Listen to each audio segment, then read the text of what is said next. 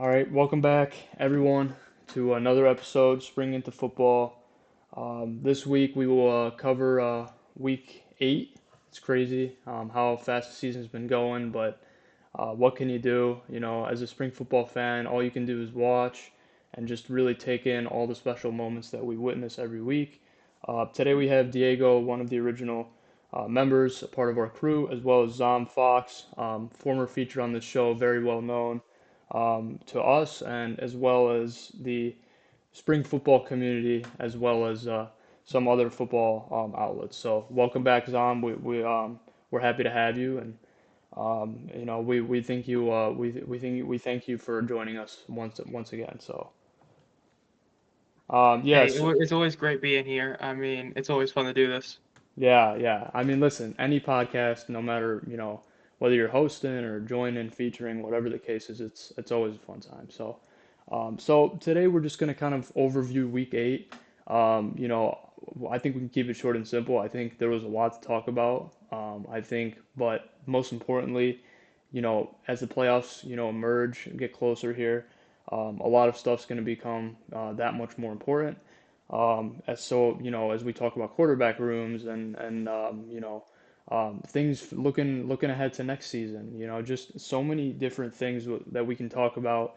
Obviously we'll talk a little bit about the previous week, but it won't be maybe like a past episode, just because the schedules we were on, kind of yesterday and the day before that. But yeah, no, we can get started here. So, I mean, what did you guys kind of think of week 8? I know we don't have like a list to go off of this week, but yeah, I mean, obviously we can provide summaries without a list. I think, in my opinion, I think it was a great week of football. Obviously, we saw a lot of new stuff from a lot of these teams. I think the passing game was great, and it's great to see that one of our awards, Air Player of the Week, was hard to narrow down once again. Because I mean we had like three or four players who probably could have won it this week, but obviously only having to give it only being able to give it to one of them. So I mean, no, it was a great week of football. I probably enjoyed every game in at least like one specific way. Obviously, every game has like different things you enjoy about it. Some of them like are a little bit harder to enjoy when it's like Memphis versus for San Antonio, but there was a lot of fun moments in that game, in my opinion as well. So, what did you guys think? Anything that kind of stood out or that you enjoyed particularly, or what do you guys think? I mean, I would have to agree with the passing game. I mean, last week, or I guess 2 weeks ago at this point, Perez had the first 300-yard game of the season, and this past week, both Perez and McClendon hit over 300. So that was a pretty big deal to see, especially McClendon have like 50 passing attempts. I mean, aside from the second half in the Houston Michigan game, I mean, all four games are incredible watches. But I know the big elephant in the room is the fact that the playoffs are essentially set with the four teams that made it, and the scheduling conflicts with, Ford Field and Audi Field, making it to where we already know where the home games are, which I know a lot of people talk about that. I know some people want to blame the league or blame guys like Moose, and the more and more you kind of read into it, it just feels like it's just a matter of the UFL. It's not really much Moose, Danny, and all them could have done. It sucks. It is what it is, but the overall week, man, those are some good games. Ooh, Yeah, yeah, ooh. Based off of that, um, like there's a lot of criticism going into that. Like, oh, why couldn't the Panthers play at EMU Stadium? Why couldn't they just go back to Cannon? Like, I mean, yeah, I mean, just there really wasn't much you could do unless you try to consider alternate venues like at the beginning of the season, but at the same time, it really just comes down to scheduling, and you really don't know what's going to happen. But I'm gonna base my opinion here on this week. But I thought it was a great week all around. How about that Memphis and San Antonio game? I mean, it had it all. It had turnovers, it had touchdowns, it had overtime. It even had Kevin Hogan masterclass of three interceptions. I'm no disrespect to any of you Brahmas fans. I'm kidding, but no, I mean all around it was good. That Arlington and DC game, man, that game went right down to the wire. yeah. that fake that fake spike that Luis Perez. I'm sorry, but that was not a smart decision. You know I what? love Scoops just threw him right under the bus in the press conference. Hmm. Yeah, Diego and I were watching that together. I would tell you we had mixed opinions, but we were on the same page about that. We did not think they should have done that. I mean, I don't see why you do. I mean, like, just go take the field goal. I think Haversick was having a good game. He was in our finalists for Special Teams Player of the Week, and I mean, they didn't even bother to trot him on. So, I mean, like, what do you do I'm at pretty that sure point? that where they were was like 4 yards shorter than he already made one on the day. I mean, Yeah. Perez, man, that So, one wasn't it. so are you guys giving it the blame, assessing the blame to Perez? Oh Is that yeah. official? Okay. Hmm. Okay, I'm just making sure. You know, because I Yeah, mean, because it. Because I saw that Bob Stoops in his press conference, he even said that he didn't expect that. It was all oh, okay, Perez. okay, okay, All that. Yeah, he okay. thought that Perez was going to spike it, not fake spike it and throw an interception to lose the game. Hmm. No, I just like I don't know. The downfall of Luis Perez needs to be studied. I love being official on the show. Sometimes, you got to say what it is. He had a great, couple opening weeks. It's been a little bit, tough sledding here in his last like 3 to 4 weeks for him. Obviously, the team's, record goes to show for that. When he's not performing at his best, which I did think he played well, like no doubt. Like he was about to be our Air Player of the Week. It's just that interception kind of tanked that thought, and we had to give it to somebody else. But no, yeah, that game was amazing. Teamu also played really well, and a lot of the DC team played really good. Like D line, they're really a constant at this point, as well as a lot of their defensive backs, and DeAndre Baker with the game-winning interception. So just a lot to go around for that DC team, and I'm happy for what they got going on. So, but yeah. Yeah, I think, Zom, you also mentioned kind of the scheduling conflicts. I think Diego and I were talking about that a little bit on Sunday. It's getting a little bit overlooked, like with so many other things happening right now. It's kind of like it's just not being talked about enough. I think it's definitely it's definitely hard if you're like a DC fan and you've been showing out to these games, every week, or at least when they're at Audi Field. But I mean, yeah, I would be upset too. But like, what can you do? It's hard to control a lot of that stuff as a fan. Like we said, we only have that much of a say in a lot of what goes on. So. But yeah, listen. I think DC is gonna play well. Obviously we'll find out the venue they're in here in a bit. Obviously we already found out of the other game between what is it, Michigan and Birmingham. I Mhm. need the. Do you guys have the official time on that? I know we got like an announcement. Yeah. So it was posted a few days ago on Twitter. They revealed that yeah, the Michigan and Birmingham game will be at Protective Stadium around 3 p.m. Eastern time. Um, that will be on Fox, and then the night game will be uh, the DC Defenders at St. Louis at 6 p.m. Eastern time. And an interesting thing that doesn't really regard to last year's playoffs is that these playoffs will be played on the same day, whereas last year it was Saturday and Sunday. So, it's interesting. I don't know if it's like individual scheduling, but like no one really knows for sure if this will really be a good thing for the league or not. So Yeah, yeah, especially because the last couple weeks there's been a lot of talk about how the Super Challenges started backfiring in a sense, making the games that are supposed to be 3 hours long longer. I mean, I yeah. streamed the Birmingham Battlehawks game in a live play-by-play, and that game went on for like almost 30 minutes longer than it was supposed to. I mean, the worst thing for the league is Michigan Birmingham takes an extra 30 minutes, and then you're already 30 minutes into the next game. Yeah.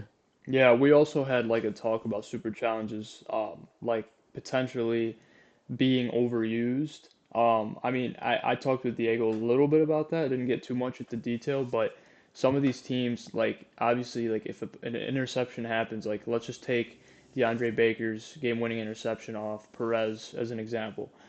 Bob Stoops would look for any possible thing to challenge, to try to salvage the game. And that would, I mean, like that's just, I mean, obviously as a league you can't really enforce that, so I mean it's kind of hard to see from both sides, but I mean, hey, I mean if they can find a way, I just think that like they shouldn't be able to kind of pull the trigger whenever, it's like especially like just because obviously like you're trying to salvage the game, but if it's like way out of the play, if that makes sense, like if it's an interception, like straight up, and there's like a, I don't know, like an illegal contact on like a whole other receiver or a tight end. I mean, what's the good in that? Like, especially because you initiated the super challenge. Like, obviously, if the ref saw it, it's completely different, but that's not what's happening. So, what do you guys think of that? Do you guys think the super challenges like kind of need more of an enforcement, or do you think it's good how it is right now? I mean, I'd have to agree a lot about the hold that you kind of mentioned because we did see that. I don't remember if it was the Birmingham game or the DC, but one of those games had a touchdown Yeah, and then it got like overturned because of a hold that had absolutely nothing to do with the play. yeah, And when you see something like that get challenged and it works, I mean, it kind of hurts. And then obviously the issues of the inconsistency, like the one time back used a challenge and then they reviewed something else they didn't directly challenge, or when Skip used the wrong number and it backfired on him. yeah. Like I think that's another issue is how both Dean and Mike P use it differently, and even they haven't been consistent with it all season. I think that's a really big issue. They need to hammer out exactly how you challenge and what can the review booth actually overturn.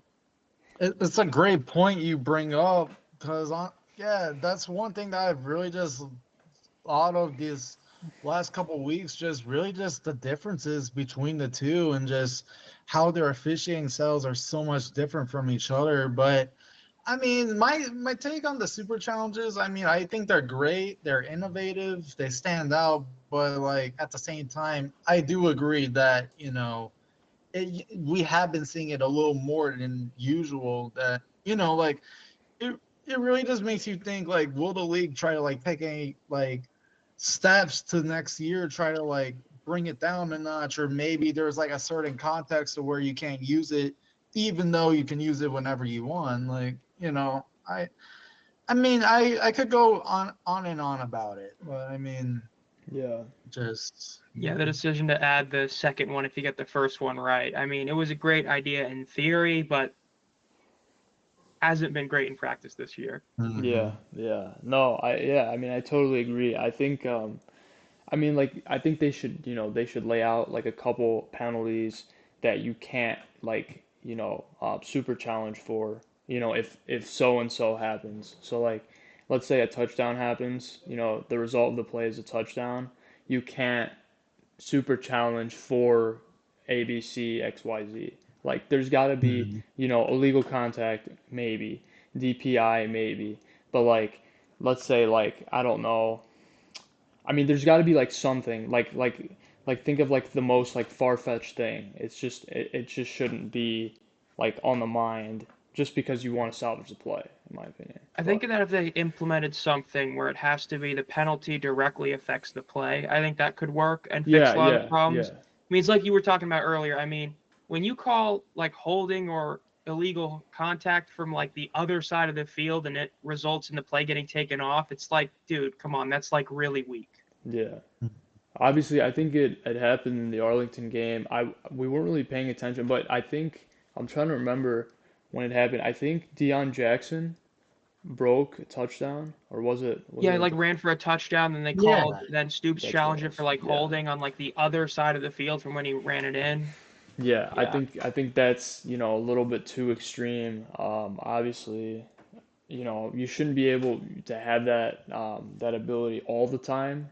Well in that case, I guess it kind of does affect the play, but you know, I mean, like you said, other side of the field, so maybe not. But yeah, no, that's definitely for a topic that we can bring up in a future video. We'll probably see a lot more super challenges here. in the final weeks as well as the playoffs. What do you guys think? So obviously we have both a Birmingham Stallions fan and a Panthers fan. What do you guys think of that time slot? Are you guys fans of it? Do you prefer the earlier game or?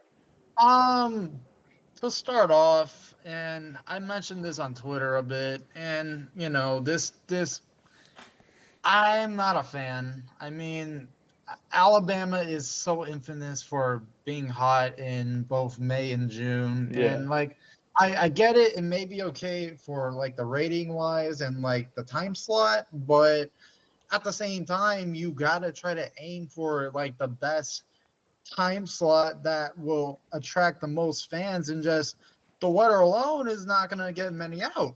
And like Protective Stadium is one of the many stadiums next to TDECU where there's little to no shade, which that's one of the other reasons why Houston didn't really get much seats into their stands. But that's a completely different topic. But the thing is, like, I get it, but I am not a fan. what And I about you, mean, John? What do you St. think? Louis is in a dome. I mean, you can put that game at any time and anywhere. And I mean, I remember going to this stadium last year. I mean, it was insanely hot. And the second you go in there, it's like you get freezing. So the fact Mm. that they have the game outside in Birmingham as the directly in the sun game versus the other one at night, it's just I don't really get it either. I think it's a bad thing. I mean, naturally, if there's less people, it helps Panthers out, but it's just a bad call to have that game be the one during the day when, like Diego said, it's outside in the heat versus the other stadium that's a dome. Yeah. Yeah, I mean that's a good point. Like whether you're a fan or not of the teams that are playing, I think it's gonna have implications like on the players. Obviously, like you guys said, like the weather being a factor, humidity, but then as well as like fans. Like I mean, obviously, I don't know how much we're gonna take into attendance like in the postseason, but it should still be important to draw a big crowd. Because St. Louis has done it before, so I wouldn't rule out a big turnout for Birmingham. So I'm interested to see though. Well, obviously. Yeah, I'm interested to see like, what the numbers are and kind of what that's going to look like. Just because we have seen, historically weaker numbers like this season for Birmingham compared to past seasons. So if we can get a big turnout, for that conference championship game, I think there'll be some optimism going into next year for them. So, but yeah, you guys good with that? We can move on here Mhm. to some of our transaction wire moves. I'll start this one off. Okay. So, um, this past week, and as we've seen in the last few hours, we there has been some vital transactions that have transpired. Some to note is that Siobhan Cordero is officially off IR and is on the active roster. Uh, Breland Speaks is another guy who will be returning, and kind of scares me as a Stallions fan because I'm like, oh boy, this is a name I haven't heard in a while. And then the Panthers have also signed a quarterback, Colby Suits, um, notable college guy. But yeah, no, there's many names that are starting to stand out now. But what are your guys' thoughts? Yeah, so obviously the signing of Suits gets interesting because we saw a tweet, how Bryce Perkins could potentially be banged up. I think Zom was saying that he practiced today, but Yesterday he did. Yeah, I yeah, just saw the tweet. yesterday. Larson said yesterday was a full play, but today he didn't even participate. Yeah, so I mean, that kind of gets interesting. I told one of our another avid Panthers fan, Arena Football Coverage, I was giving him a hard time, and I'm like, you know what, like this is not the time where you gotta, your quarterback, you start to have quarterback problems. So, but no, I mean, in fairness, I mean they've had really good quarterback play all season. At this point, like you want to kind of finish out strong, but there's also that side that's saying like just bench those good players so that we can keep them for playoffs. But in my opinion, I think you got to give him at least some reps. I mean, obviously playing Birmingham this week is huge. And you gotta kind of go out with a bang. I mean, obviously, I don't see him playing this week, but maybe giving him, a test in the following week in week 10. So, but yeah, no, obviously, like both teams are good. Whether he plays this week or next week for them, Bryce Perkins that is. But I think he should at least get a couple snaps and not just kind of ride the bench until playoffs. So. But what are you guys' thoughts on that? You guys kind of agree or? Yeah, I mean, you don't want him to go in that playoff game having had almost no reps for 3 weeks. That would just be really bad for them. Yeah, And I mean, to be fair, seeing how Etling played probably kind of helps boost morale a bit. I know Nolan does want to play for the 1 seed to get the ability to defer and all that, but I think you just got to play it safe against Birmingham. Don't show your playbook. If you lose, you lose. I don't think they're going to break the curse of Birmingham this week, even if he's healthy. I think that their only chance to really win is the playoffs. But in terms of quarterback moves, I mean, you also have the Alan Bowman signing to San Antonio. yeah, And I believe Larson did point out that Kellen Mond is expected to start for San Antonio. And it'll be very interesting to see what they do at quarterback because we know the Showboats, it was reported about a week ago that they're planning on playing each quarterback for like a full game yeah, to kind of see how they work in the Mazzone offense. yeah, I wonder if we're going to see Alan Bowman or Jared Garantano play some this week or next week. yeah. No, for sure. I mean, listen, like at this point, like you're just a lot of teams are kind of testing guys, like you said, like with Memphis, kind of doing like that one quarterback system, per game, which is something rare actually because we've seen a lot of two quarterbacks per game. So I'm kind of like, I mean, I'm not like I wouldn't say I'm happy because how the season's gone, but it's probably what we should have done for a lot of the season. Diego will join us back here shortly. He probably just had some technical difficulties, but no, I mean, I agree, for sure that it's gonna come down to like what you kind of want as a coach. Obviously with some of these teams, the quarterback room's already set, and then for other teams, it's a little bit more hidden, and they're kind of looking on to next year. But yeah, for sure. Yeah, I What mean, else I do you hate think? to say it, but this could be Troy Williams last year in Memphis, probably. In the league, we'll see. It's just a matter of, I mean, he played the full game, but man, he was not that good in that full game. And so I definitely feel like, because I think a lot of people are forgetting that the OC for the Showboat joined about like week 4-ish, so we didn't really get to have a lot of time with T. Will or EJ. So if he ends up seeing something in one of them, wouldn't be shocked if they return next year. Yeah, But it's definitely going to be interesting. Them and the Brahmas, they have a lot to do about figuring out next year. I think Houston has definitely found their quarterback. I know McClendon's had his little hiccups, but overall, he's been the best QB that team's had in a couple of years. yeah, So I think they're fine at quarterback. The Renegades, they might need to try and find the next quarterback for next year because I don't know how long Perez is going to stick around in spring football. I definitely yeah. have a feeling this might be his last year here. Yeah, it's sad, in a way because obviously, what he's done for what he's done for the culture, what he's done for the sport, is nothing short of great. But obviously, he came out with his own book about it. But it's not, obviously, like these teams are going to do what's best for their team. Obviously, if they get rid of a guy named Luis Perez, who's probably the most known guy in the sport, obviously would have like an impact on the fans, but they got to do what's best for their team, and sometimes that means moving on. So I mean, hey, the Battlehawks had that awful parting of ways with AJ, and yeah, they're back in the playoffs already. yeah, no, I mean, listen, it's just gonna come down to what these teams want. Obviously, they're trying to trot their best guys on the field, their best 11 guys at once. So in that case, Perez might not be the answer, um, but yeah, no. So until Diego joins back, before we do awards with him and kind of predictions, we can kind of get into kind of like some coaching assessments. So we did this a couple weeks ago. Kind of if you see, maybe you can just pick a coach, any coach from any of the 8 teams, and just give your analysis. If you think they're coming back next year, it can be any team, team you like, team you don't like, team that it's kind of been on your radar, whatever you got. Well, I'd say this works out pretty well since my secondary thing in the power rankings was to head coach or not head coach. Oh, okay. And there's two that I really want to talk about in I guess one of them is in a negative aspect, the other is in just a not good aspect. Hmm. Bob Stoops, I definitely think it's time for him to go. Okay. I have a lot of stuff I've talked about this season with the Renegades and in an upcoming video this week. The Renegades, the past 2 seasons, of all their losses, about 10 of them have been blown games where they should have won.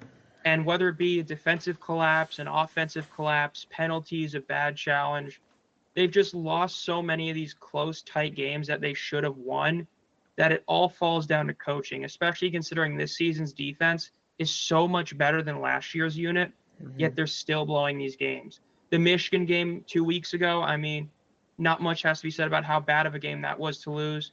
Blowing the then record 15-point lead to DC, I mean, that's a really rough one. Even the game against Houston, which they won, Houston was a 2-point conversion away from tying it, and that was with Anthony Brown at quarterback. So, I mean, at the moment, I definitely think Stoops should go. Will he? I don't know. And then the other one I want to talk about is Jim Turner. Of all the interims, he's the only one that I feel like doesn't fit what the UFL is doing with coaches. He isn't a Stoops, a Wade Phillips, or a Jim Haslett from the XFL, who's this true veteran head coaching presence. And he's not this young up and coming guy like a Peyton Pardee, like an Anthony Becht. He's just kind of there. Yeah. And so even though I have nothing bad to say as him as a head coach, I just don't think he really fits what the league is trying to do. I would be very shocked if he's the permanent head coach for that team. Yeah, no, I agree, and I think, to kind of add on to that, I'm kind of surprised like they never, gave the opportunity to Jaron Horton because obviously we've heard his name a lot more than we did Jim Turner, and that would have probably been a more interesting development, depending on, what the success of the team was. But obviously with Jim Turner, he hasn't even had coaching experience, and like at this point in his career, he is an older coach. So like that only, decreases his chance to return. Whereas if you had, Horton coaching the team, you could possibly see him come back as a head coach. But Mm-hmm. that's not to rule out though, if they consider, obviously not retaining Jim Turner and then possibly promoting Jaron Horton and finding somebody else for the defense. But Yeah, I yeah, know some people say that because he likes to coach the defense from the booth, it might be a bit of a conflict of interest with him as head coach. yeah. But it will be interesting to see if he gets a full offseason to become head coach. I could see him definitely taking over the mantle next year or Mizzone, honestly. But that's going to be very interesting to see what Memphis does. Yeah, I mean, no, because like you said, I mean, they've got a couple veteran coach options, like on the currently that are coaching, but then like it goes back to like what the league wants and like what's gonna be their best, what's gonna put their best foot forward. So, but yeah, no, I I wouldn't totally. even rule out Ray Horton coming back to be the head coach of that team. I mean, you never know. Yeah, no, I mean, listen, reuniting with his son would definitely be another cool story. Obviously, he's already done it once, and they were pretty good for in that short time, in some instances. But no, I also wouldn't rule that out. That's probably a possible candidate. We'll have in our off-season episode program. So, Diego, so welcome back. We're just rating so like some coaches. We're just having like friendly assessment kind of about next season, and then we'll get into kind of the final parts of the episode here. So, what do you think? You got any opinions about like some head coaches and what are their roles on each team, and what do you think about next season for them? Yeah, well, to start off, I think that CJ Johnson probably just blew his best chances of coming back next year. I mean, Yeah, look, Houston looked like they were about to have a huge upside, and then next thing you know, they just completely fumbled their chances. Like, I mean, I just don't see him coming back. And I think two guys that I think stand out to me that they could potentially hire next year is former Brahmas OC AJ Smith. And this is one that I actually just came up with just on the spot, but imagine Blake Williams from the DC Defenders gets hired as their head coach. I mean, like that's one thing the league wants, is to find like a younger class of coaches, and it would fit right in. So I mean, I wouldn't be opposed to it. But no, aside from that, I right as I tuned in, I knew you were like saying just how like just the coaching has been a huge issue. And that was one thing I talked about with Ferris on Sunday, was just about just the stability of Bob Stoops' job in Arlington, and like what's gonna happen. I mean, like, yeah, you won the championship in 2023, but like you gotta show that you're still like strong in the UFL, because you went 3-7 last year, and you're on a 4-game losing streak. Like, what's your story? Like, Luis Perez probably is not going to come back. Like, it is just wild. But no, just it really just comes down to just how these teams prepare, how they, just what the story is. But look at the Brahmas. They came in with so much promise. People thought that they would still be a contender, but that, after the absence of Wade Phillips and just the offensive struggle, just, they don't look like the team that they used to be. Just one of those teams that they just have no idea what they're doing. Yeah, and I mean, also, I think another name that you could add to like your list, kind of guys that could fit that role for Houston. I mean, C.J. Wilson, if you want an in-house hire, that DC for them has been nothing short of great. He's been real helpful for them, really turning around that defense in some aspects. Obviously, they've had their struggles, but they've looked good in a lot of assets. So. Like if you look at that DB room, I mean, if we looked at it, before the season started, I'd probably tell you nothing stands out, but they've been really, really good all season. The front seven's been a little weaker than previous years, but that's something they can fix. It could come down to player and roster, but yeah. So I mean, yeah, I totally agree. We can go ahead and get into kind of the awards predictions, and kind of final thoughts. Um, yeah, I wanna read that post that before we get off the topic of coaches. So the JTFB just sent a post from the Showboats in the group chat, for the Showboats, and he says, "Man for man, I think this is Jim Turner in quotes. Man for man, I think we probably have the toughest team in this league." So listen, I mean, I don't know. I mean, on the topic of Jim Turner's not coming back, we're one of the worst teams. He says that. We beat the now worst team by 2 points.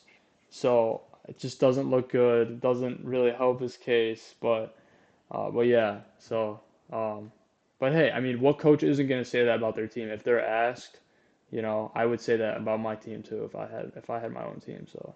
Hey, I mean, Curtis Johnson said the Roughnecks had the best offense in the league last year when they hadn't even put up more than 20 points in a game. Yeah, yeah, yeah, exactly. I mean, no, it's yeah, so like it's just obviously like if you're the coach, like what else are you gonna say? Like you're kind of just put into that position if a reporter asks you or something. So, but no, so we're gonna go ahead, we're gonna get into our kind of our awards and predictions. We can go ahead and start off with awards if that's okay. Obviously, so I sent them in the group chat if you guys want to check those out. Just kind of give, a brief analysis, per award, and we got three of us today, so we'll kind of just kind of divide it up here and do two by two. Um, I could start the first award. oh yeah, go ahead. Yeah, so for our Air Player of the Week, it's none other than Jamar Smith. And before I get into the reason of why we picked him, this was a very contested award. It was between him, Jordan Tamu, and Luis Perez. Honestly, there are just a lot of great quarterbacks, as we've talked about, Hmm. but the reason why I thought Jamar was the most worthy of this award was because just the way he played and that connection to Deion Kane on both of those touchdowns, and just really just the way that he brought that poise to the team that Birmingham was looking for, I thought he played fantastic. And I was talking about this a bit on Twitter, but like I thought that he had the best production of any Stallions quarterback this year. And I mean, it really just makes you wonder what. Imagine if Alex Magoo played like to a similar level to 2023, like. But like no, aside from that, but like no, I think he was great this week. Congrats. It really warms my heart to see him back on this team again. And you know what Target Wom says. Yeah. He was working at Dunkin' Donuts and now he's quarterback one again. Yeah, no, it just shows you, like well, how quick, the UFL can be for some of these guys. They're doing something else and they just get a call from, an old friend, an old coach, and just like that, right back in it, putting up really good stats. So, I mean, it's Jamar, crazy. That was his first full game that he played yeah, since 2022 USFL, the divisional championship. That was his last full game he played. I mean, that's wild to think about. yeah, That's been that long. yeah, I it's mean, if you don't mind, we'll talk about our ground player of the week, yeah, go Deshaun ahead. Corbin. I mean, man, this game he had. I mean, we've talked about a lot during this whole season about how the running backs this year haven't been hitting the same. Yeah, This was an incredible game. I would argue this might have been the best game of the season by any running back. He had 25 carries and had 142 yards on the ground. And this isn't one of those he broke like 170 yarder and didn't do anything else. His long was 19. I mean, he yeah, was straight up averaging like 5 yards every single carry. That Brahmas offense, if his quarterback wasn't selling him with those interceptions, man, he was incredible. And yeah, even though this is ground player of the week, got to give him some credit. He had tied for the most receiving yards of any player in this game at 38. I mean, absolutely wild game from him. It'll be very interesting to see what he does next week. But man, congrats to Corbin for that absurd week. I think he may have gotten snubbed for offensive player of the week this week, but congrats to him for that insane game. yeah, yeah. Yeah. For the UFL awards, Offensive Player of the Week, something that they give out weekly to some of the best players that performed in the previous week. Jay Sean Corbin also two-time consecutive winner now. We gave him the award last week, and after having that performance, it was hard to turn him down. So. But yeah, I'm gonna go ahead and get into this next award here. So Dion Kane, Playmaker of the Week. Diego kind of mentioned him there with Jamar, and kind of the success that they had together on Saturday. So yeah, no, Dion Kane, really good player as always. Obviously he had those big touchdowns, but continues to be a reliable target for Jamar. Obviously, like we said, Jamar coming back, a little bit of a a time crunch for him. Really his first full week, and now to have that reliability on the outside is only going to help him so much more. So congrats to Deon Kane. He's won several times in the past. It's too much to count. So, but yeah, we can go ahead and kind of get to the defensive side of the football now. Obviously, we only have two, but then we'll get into special teams after. Do you guys have any thoughts on the defense? I mean, Kenny H. Lovely, our lockdown player of the week. Yeah, That pick six, man. I mean, that's what really ended the game against Houston. That game was really close. Got that interception. No whistle was blown. Got up. Just booked it. I mean, yeah, you love to see that. And he had another pass breakup on the day. I mean, that's what you love to see from one of your DBs right there. yeah, for sure. I mean, like we said, there's been a lot of guys that have really showed up for these teams, and Kenny H. Lovely was just one of those guys that we thought was notable, noteworthy to win the award. So, but yeah, Travis Feeney, I'll go ahead and take this. I know he was really active in that Birmingham game. So Travis Feeney from the St. Louis Battlehawks really played. Yeah, Feeney actually won the UFL award as well. So we're glad we're able to match that with the UFL. We've done that a couple times in the past, but Travis Feeney, yeah, another great game from him. He's always been really reliable. And when they need a spark on the defense, third down stop, whatever the case is, he's always there to make a play. And and yeah, so congrats to Travis Feeney. I think he won a couple times last year, maybe once or twice, and I don't think he's won it so far this year. So first time coming for Travis Feeney this year. So congrats. And then yeah, we'll round it off with one more award there. I believe is a Panther. Diego, if you want to get into that, or maybe Yeah. I know yeah. So for our special teams player of the week, it's none other than Xavier Malone.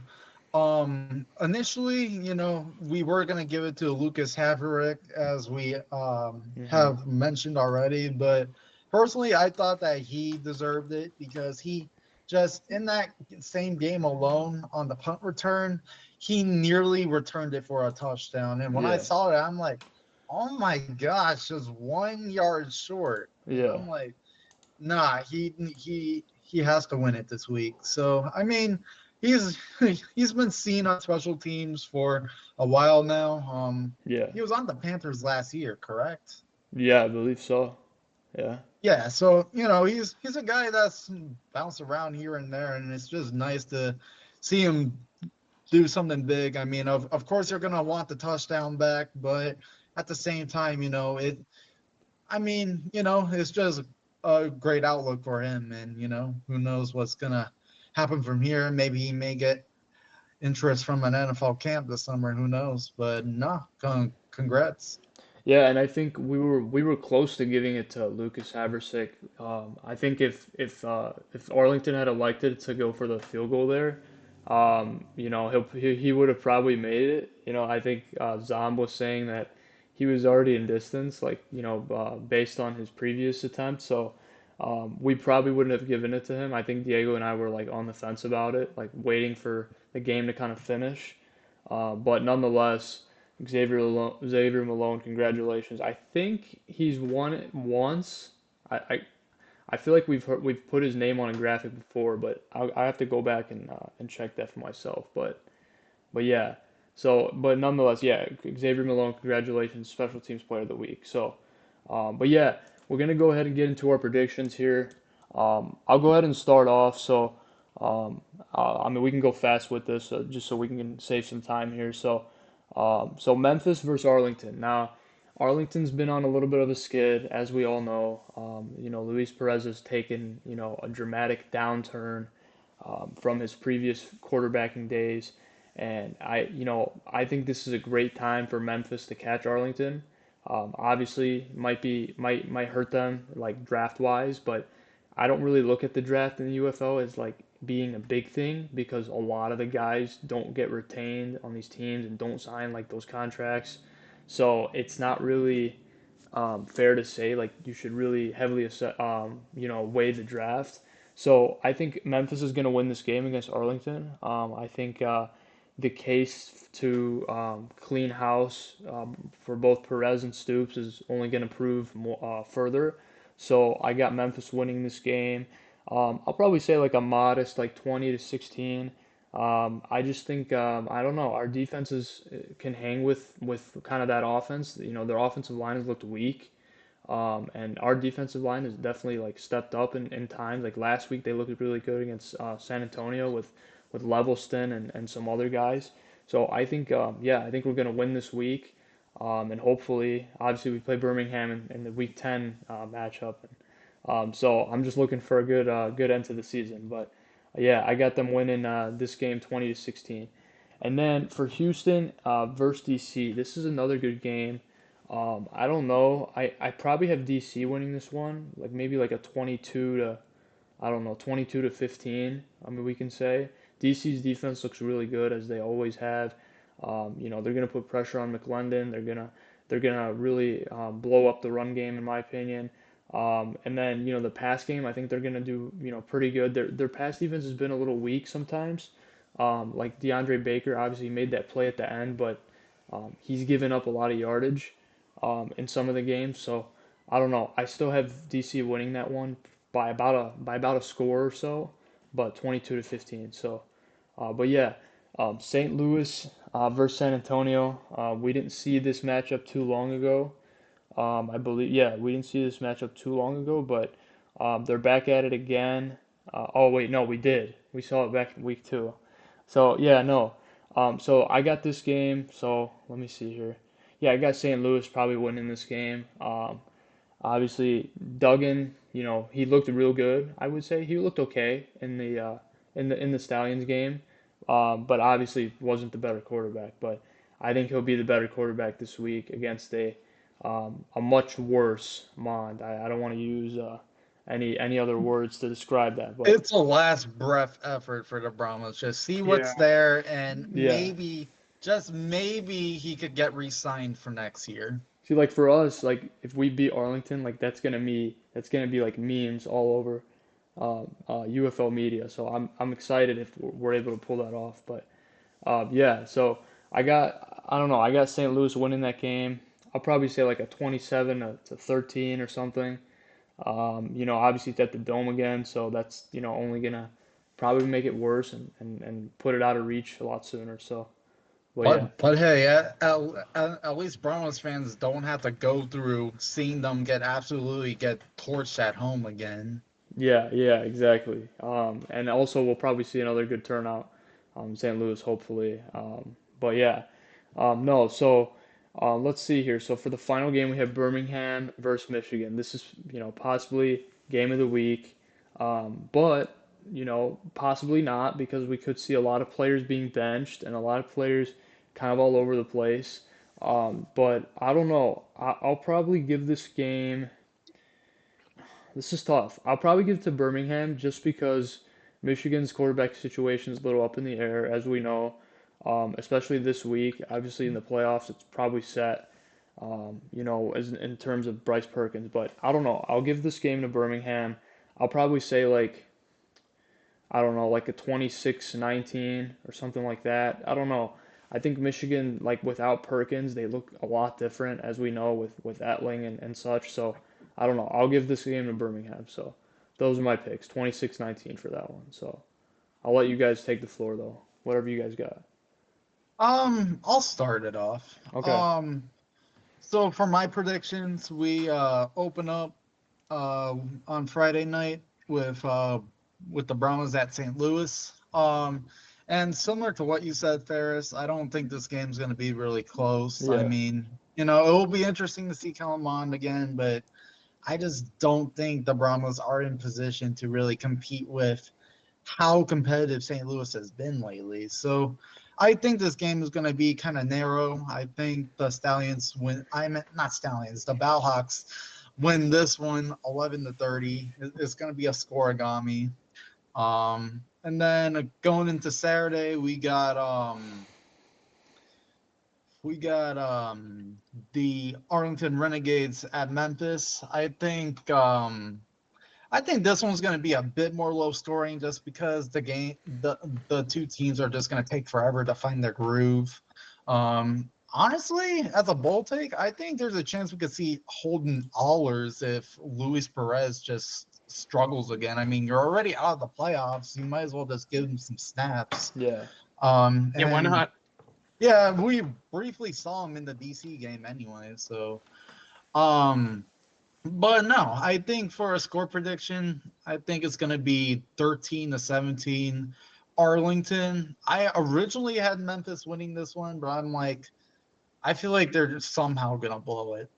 Okay, that's fair Sorry, enough. Ferris. No, that's fair enough. Um, but going into the next game, we got the DC Defenders at the Houston Roughnecks.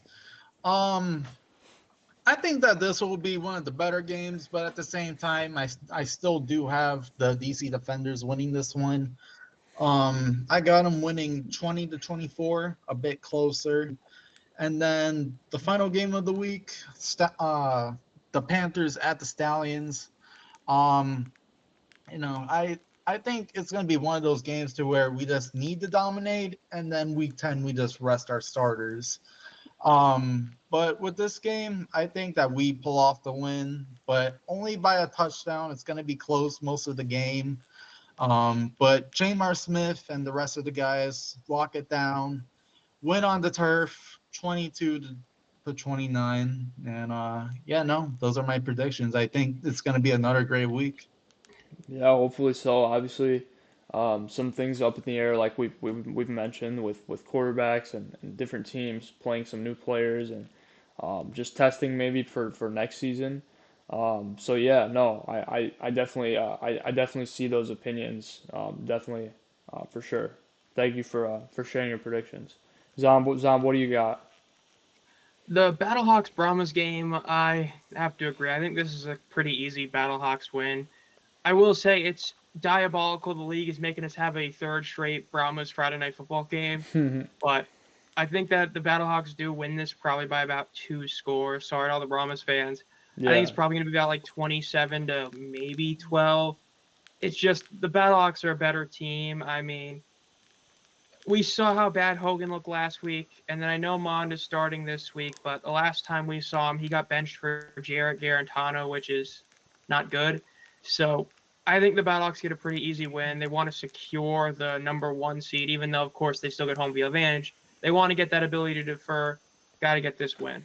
Now, the Renegade Showboats, man, this is like two teams that don't want to even win. I mean, these two yeah, teams have yeah. blown so many games this season, but I think the Renegades do win this one. I know I've Okay. joked that the Renegades are the second best team in the league against anyone they play because they always find a way to lose to whoever they play.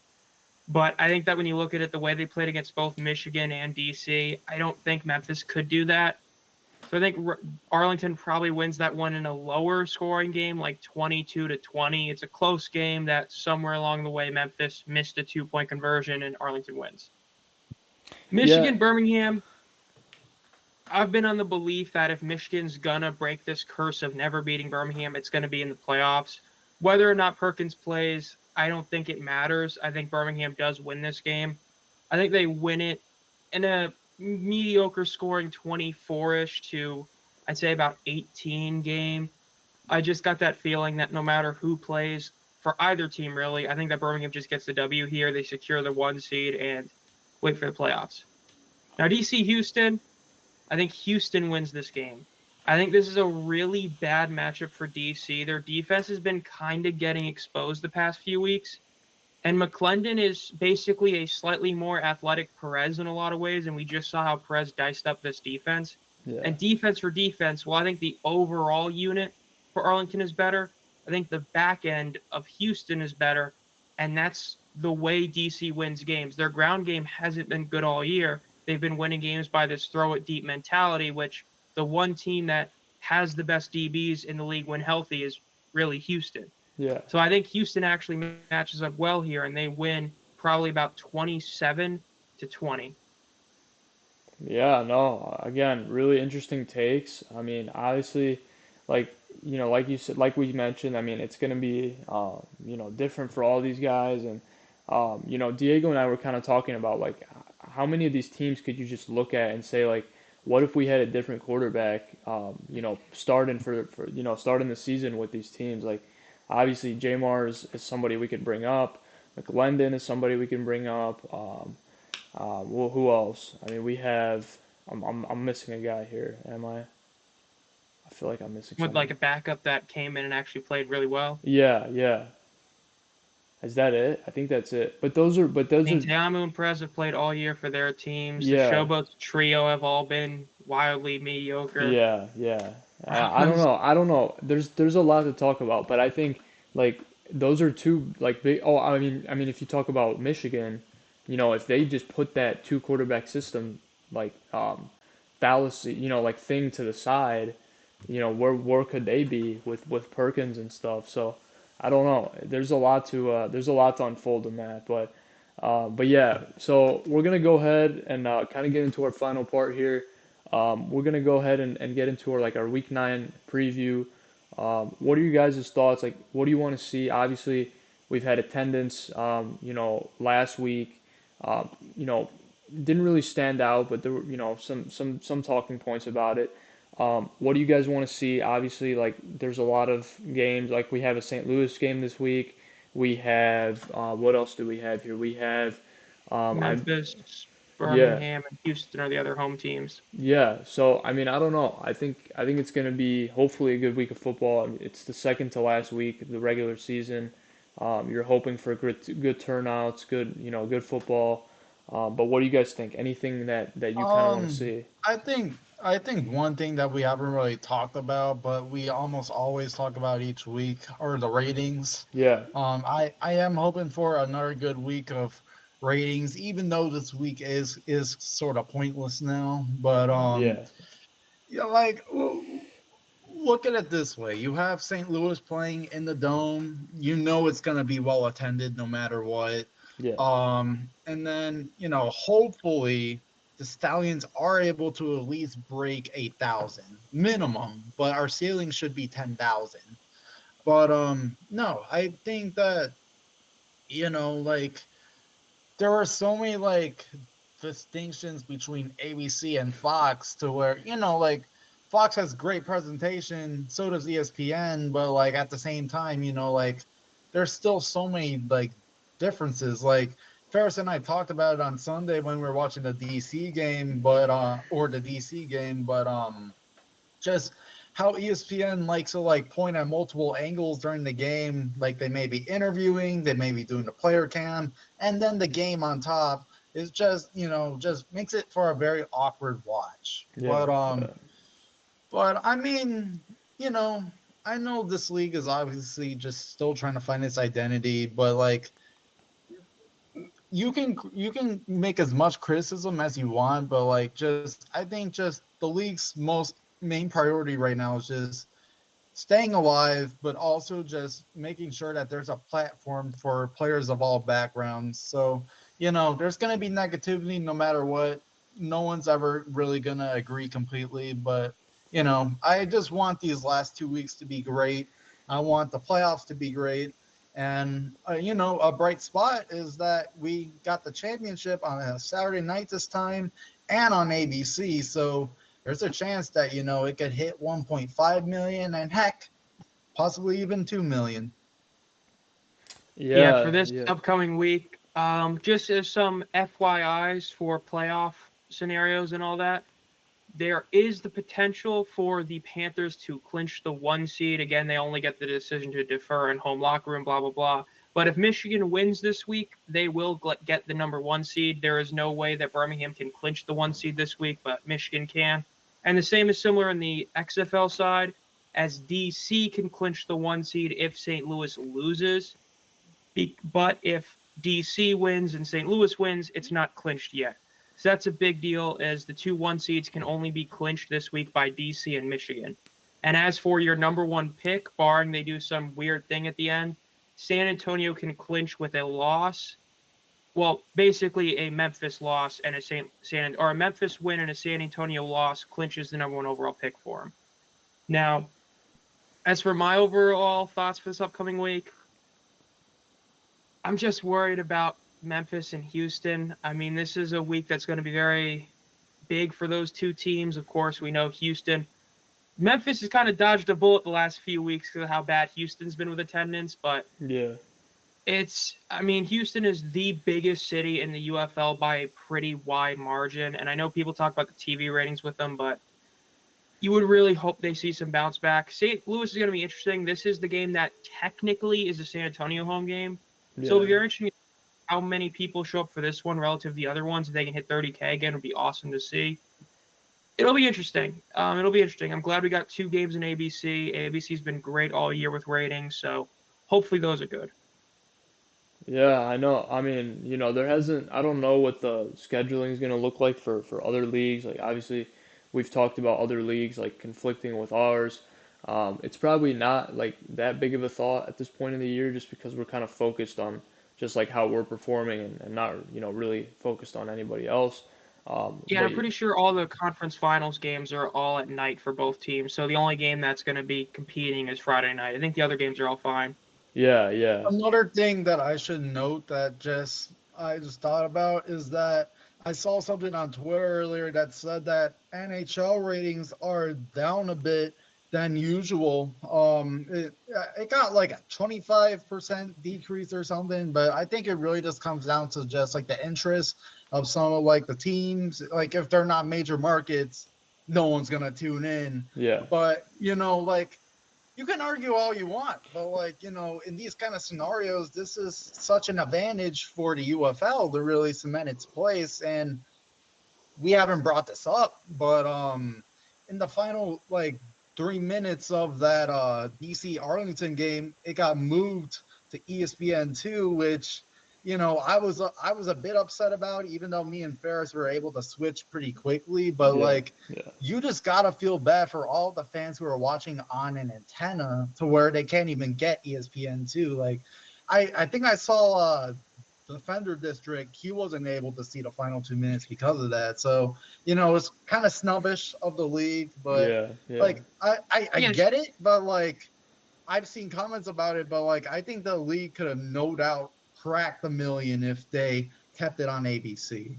I mean, I would say I get it, but I mean, it wasn't like it was for the pregame. I mean, the game didn't start for like 40 minutes, so I Yeah, mean, yeah, I thought that was a really low blow for ABC and all that, and it was a bad look for the league. I fully agree. If that had stayed on, they would have hit over a million. That really sucked to see, but I mean, double-edged swords, like we were alluding to about like 40 minutes ago with the Super Challenge. That game should have been over like 15 minutes earlier. So I kind yeah. of get it in that way as I well. don't think it wasn't really in the hands of the UFL. Like obviously, like you said with the Super Challenge, like they can't control like the duration of the game. So, but yeah, no. I think we talked a lot about some great points. Obviously, I think TV is going to be really interesting this weekend with other events. Obviously, Diego mentioning the decrease in NHL, gives the chance, potentially UFL having some impact in that. Because we have seen some good ratings, but it's just going to come down to consistency, and hopefully we can get some killer ratings before the playoffs and as well as into the playoffs. So, but yeah, thank you guys so much for joining tonight. I'm gonna go ahead. I'm gonna post a video for our awards on our main, and then we'll put Zomb on that as well as Diego, yourself, and we'll probably get the players on there too. We'll give them a tag. So. But thank you guys so much for joining. It was great talking ball with you guys as always. Just as a little like post episode saying, I just want to thank all of you guys for tuning in. I know that we did see a little bit of a trend of Zom's own subscribers and viewers who are checking out our episodes. I just want to say thank you, especially for the ones who subscribed and are now tuning into our episodes. It's Yeah, great. We've really tried to like put a lot of work into this podcast, try to do some improvement. I know I've kind of flipped back and forth on Reddit to see what they have to say. Shout out to Callywood. yeah, yeah, But Greatest mod of all time. yeah, so no, all in all, I'm grateful for you guys. I'm grateful for another season, and I'm excited for the playoffs. yeah. Yeah. I want to thank you guys. Obviously, we're not here without our fans and without the subscribers. And make sure if you're a fan tuning into this episode as well as the podcast to check out Zom's podcast as well as his respective social media outlets. So. He's got great content, just like we believe we do as well. So check him out. He's another great page for you guys to kind of learn and explore the UFL. So, um, but yeah, without further ado, thank you guys so much, and we'll be seeing Zom. Hopefully, we'll get you on an episode maybe in the off season during the playoffs, whatever you got in terms of availability. Just let us know. Don't worry, I will. Yeah. All right. Have a good night, guys. Thank you. Have a good night. Thanks.